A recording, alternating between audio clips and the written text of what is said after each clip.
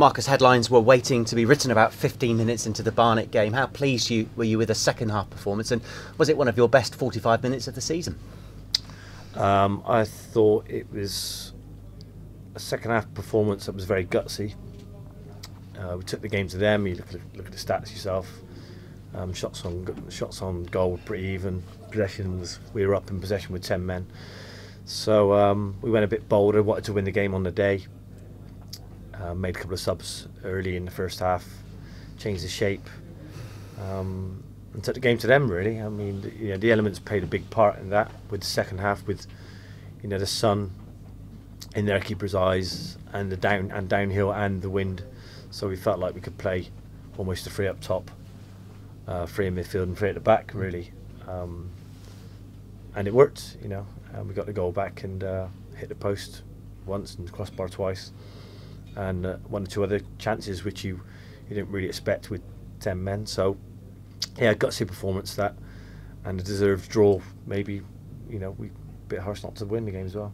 Do you have to have a word with a player who's taken off in the first half, or do they accept it's one of those things, especially given that you were down to 10 men? Sometimes it's hard to take as a player to be taken off so early. But I think over the years, the manager has done that anyway to change things tactically, not necessarily because the performance isn't right of that individual player, and it was mentioned after to those 2 players and they were fine. You can normally tell by someone's body language when they're coming off, or when they come and sit down on the bench, or what they're like in the half-time period, really, when you're trying to talk to the rest of the lads, and they were fine. The body language was fine, and I think they understood it. I'm sure deep down they're disappointed, but it's important to be patient, and if you're going to show your frustrations, do it on another day, like today, on a training day. And if you've got something to say it to the manager then, not at the time. And I think, I know that those guys were disappointed, but they didn't show it, and they got behind the lads, which is full credit to them, because back in the day I don't think I would have been like that, if I'm honest with you. That's just the way I was.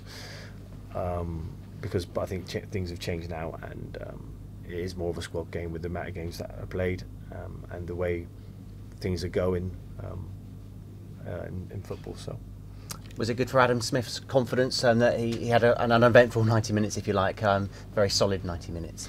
Yeah, it was great. Like I said, we limited them to minimum shots, 1 or 2 crosses we had to concede because we were so narrow in shape.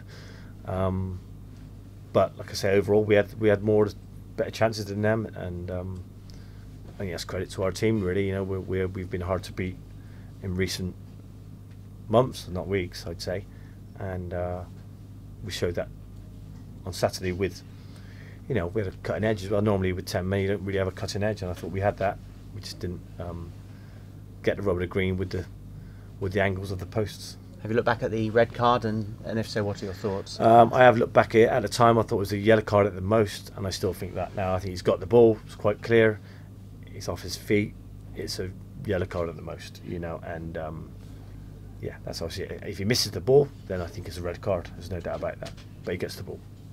And put you on the spot in terms of his suspension. Does it count? Does the Checkatrade count? Yes, it does. It does. Okay, so yes, it does. That's one silver lining. Yeah. Exeter. How do we approach this game? Bearing in mind you've both already qualified for the knockout stages. Well, that's not the case, because we can, if we finish top of the league, we have a home tie. It's that simple. So, there's something for us to try and win the game, because it's as simple as that. Whoever finishes top gets the next round's a home tie. Well, you showed against Barnet you wouldn't settle for a draw. I guess a draw would get you a home tie in the knockout stages, but you'll be going for the 3 points at Exeter. Yes, a draw gets us one as well, like you say, because we're top of the league at the moment. Obviously, if it goes to penalties as well, we've got to win that. So, we're approached that game to win it, because there's a reason to win the game.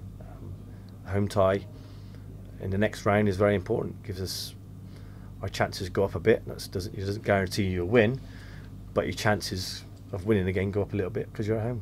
And after Exeter, I think it's 4 games away from Wembley. I guess it's one step at a time. Let's not get carried away. But it's nice that Rovers are having a run in this competition this season, and you're still in the FA Cup. Yeah, we have a bit of history in this Cup, I don't remember the last time we were. I think it might have been when Trolls and Lenny Lawrence were that they got into the final, and I think they might have won it. Is that correct? They did, yeah. And they lost to Doncaster. And then they won the beat Bristol City in the area final. Both in the same year. I think they got in the final of the playoffs and won it, and got in the final and lost it. Yeah. So I think that's the last time. But I remember as a player being involved in this competition. So it'd be nice to get through this game, see who we get in the next round, whether we're home or away, and win that next game hopefully, and see where we'll go from there. And without second guessing your team, those players that I imagine there might be changes, those players who do pick, it's a good opportunity just to knock on the manager's door, isn't it? Yeah, I mean, like I say,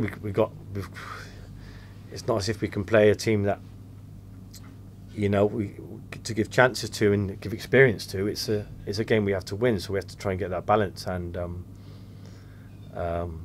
we've got 1 and 2 players back from injury, so we'll see how we go. That's all changed with what we find out over the last couple of days. Because that kind of information isn't on your radar really until the game finishes yesterday, and then you make 1-2 calls and you find these things out. So it changes the complex of the game really. Very rarely you have just a 2-day turnaround, isn't it, as well? So you've got that to take into account. It is, yeah. It was done on purpose with the game Tuesday, and then the prep for Saturday is very important with recovery, etc. So, it was thought about. Thank you.